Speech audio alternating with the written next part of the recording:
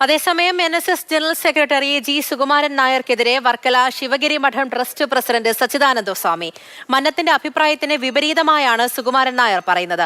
ഇതുപോലെ പരിവർത്തനങ്ങൾ ഉണ്ടായതുകൊണ്ടാണ് ഭ്രാന്താലയമായിരുന്ന കേരളം തീർത്ഥാലയമായത്. സുകുമാരൻ നായരുടെ കാഴ്ചപ്പാട് 100 വർഷം പിറകിലാണ്.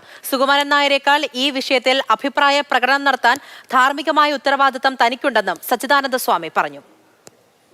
സുകുമാരൻ നായർ പറയുന്നത് പഴയ ആചാരങ്ങൾ അതേപോലെ നിലനിർത്തിക്കൊണ്ടു പോകണമെന്നാണ്. അങ്ങനെയാണെങ്കിൽ പിന്നെ നമ്മുടെ രാജ്യത്തുള്ള മതപരിഷ്കർത്താക്കളുടെ കർമ്മങ്ങളൊക്കെ എന്തിനു വേണ്ടി? മന്നത്തിന്റെ തന്നെ പ്രവർത്തനം എന്തിനു വേണ്ടി? അപ്പൊ സുകുമാരൻ നായർ പറയുന്നത് മന്നത്തിന്റെ അഭിപ്രായത്തിന് വിപരീതമായിട്ടാണ്. 100 വർഷങ്ങൾക്ക് മുമ്പ് ശ്രീനാരായണ ഗുരു പറഞ്ഞു, നമുക്ക് 2 കരിയും വേണ്ട, കരിയും കരിമരുന്ന് പ്രയോഗവും. ഇപ്പോഴത് കോടതികളും അംഗീകരിച്ചിരിക്കുന്നു. പക്ഷേ സുകുമാരൻ നായരെ പോലെയുള്ള കുറെ ആളുകള് ഇപ്പോഴിത് അംഗീകരിക്കുന്നില്ല. അവര് 100 വർഷം പുറകോട്ടാണ്.